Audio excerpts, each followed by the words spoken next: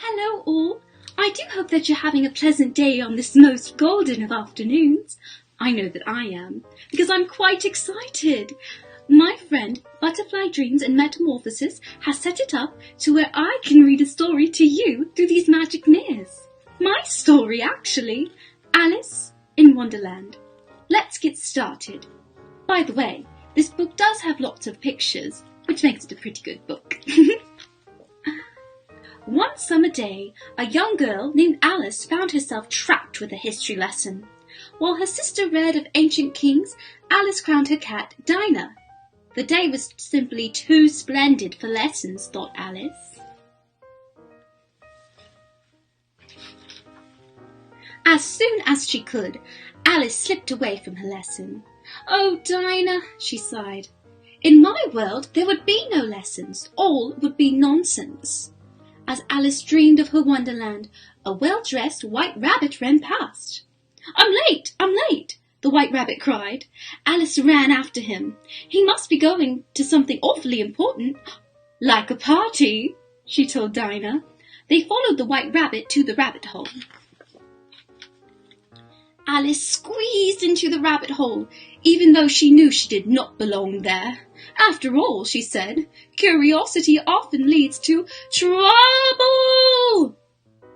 Alice's voice disappeared into a dark hole along with the rest of her. Alice floated down through the darkness. As a lamp drifted past, Alice turned it on and looked about her.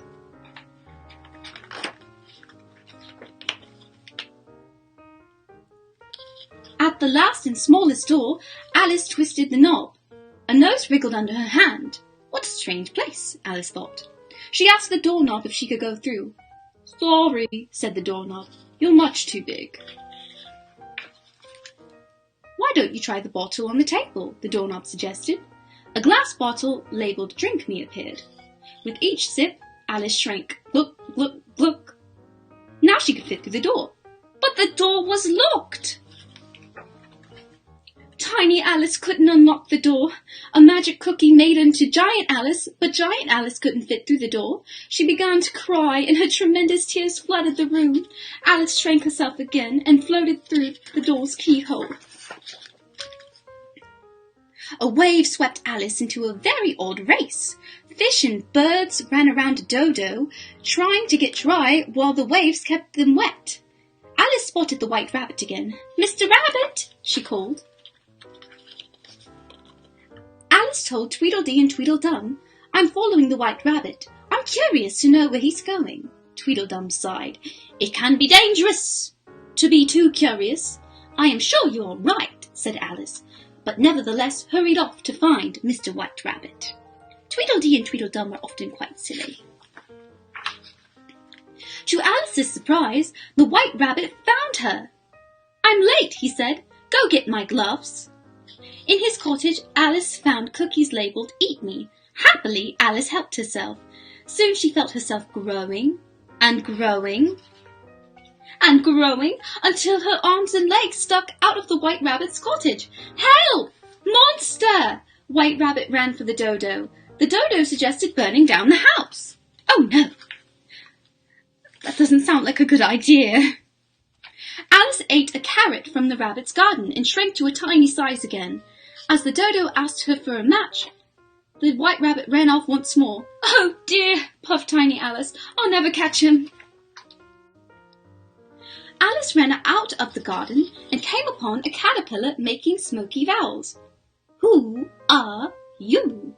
he asked, puffing out a U. Alice blew his smoke away and blew the caterpillar right out of his clothes. Alice worried until she saw that the caterpillar had become a butterfly. As the new butterfly flew away, he told her, "One side of the mushroom will make you grow taller, and the other side will make you grow shorter." Alice broke off 2 pieces of the mushroom.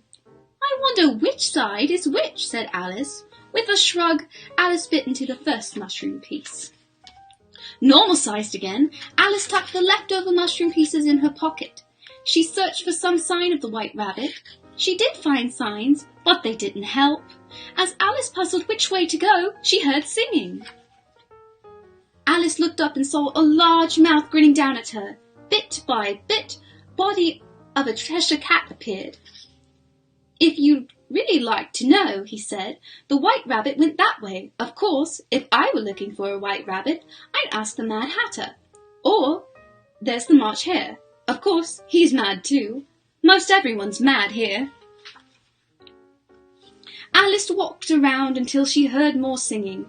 That must be the Mad Hatter and the March Hare, she thought. As the tea for two some wished each other merry on birthday, Alice tried to join the room with them. But the pair shouted, "No room." "Oh, I am very sorry," said Alice, "but I did enjoy your singing." "You enjoyed our singing?" said the March Hare. "What a delightful child!" exclaimed the Mad Hatter. The Mad Hatter swept off his hat and wished Alice a merry unbirthday. There, on top of his head, was an unbirthday cake. "Now blow out the candle and make your wish," said the Mad Hatter. As if in an answer to Alice's wish, the White Rabbit appeared. "I'm late!" he cried. The Mad Hatter and the March Hare decided the rabbit's watch must be broken, so they fixed it with jam and lemon. Alice shook her head and walked away. "I've had enough nonsense," she said, but she couldn't find her path home. Above her, Alice heard the Cheshire Cat again. "I want to go home," Alice told him. The Cheshire Cat opened the door in a tree. Alice stepped through into the world of the Queen of Hearts. Alice soon learned that everyone was afraid of the Queen. Suddenly the royal trumpet sounded. The White Rabbit raced into the royal court. Perhaps, Alice thought, this is why he always was in such a rush. He wouldn't want to be late to announce the Queen. No one would. "Her Imperial Highness," called the White Rabbit, "the Queen of Hearts." The cards cheered as the Queen entered. Trailing behind her, the King cleared his throat. "And the King," the White Rabbit added. The Queen spotted Alice. "Why, it's a little girl. Now where are you from and where are you going?" "I'm trying to find my way home," Alice answered. "Your way?" the Queen shouted. "All ways here are my ways." The Queen calmed down when she learned that Alice played croquet. The Queen loved croquet. The cards always made sure she won. As the Queen prepared to swing, the Cheshire Cat appeared. Only Alice could see him. "You know," he told Alice, "we could make her really angry." "Oh no," said Alice, "stop." The Cheshire Cat tangled up the Queen's skirt and tripped her up. As she flopped down, her skirt flapped up. The Queen heaved herself up.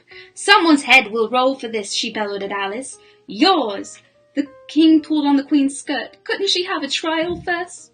The Queen harumphed, but said yes. The White Rabbit read the charge. "Alice has caused the Queen of Hearts to lose her temper." "Are you ready for your sentence?" the Queen asked Alice. "Sentence?" said Alice. "Oh, but there must be a verdict first." "Sentence first," the Queen thundered. "Off with her head." Alice found the mushroom pieces in her pocket and stuck them in her mouth. She grew until she towered over the Queen. "I'm not afraid of you," Alice said to the Queen. Suddenly, Alice felt herself shrinking. "Off with her head," the Queen shouted once more. The court of cards closed in on Alice. She raced away into a maze. She escaped the maze and found herself back at the Dodo's beach race. The cards chased Alice down the beach. In the wisps of smoke, Alice saw the doorknob in the little door. Alice tugged on the doorknob. "I simply must get out," she gasped. "But you are outside," the doorknob said. Alice peered through the keyhole. There she was, sleeping in the meadow where she had heard her history lesson. "Alice!" Alice's sister woke her. "It's time for tea." Alice looked around. Her wonderland, with its angry queen, was gone. Alice shook her head and smiled. The day was simply too splendid for nonsense. I do hope that you all have enjoyed me reading my story to you. I hope that you enjoyed all the nonsense that we got up to together. Well, ta-ta for now. I do hope to see you all again soon, okay? Goodbye.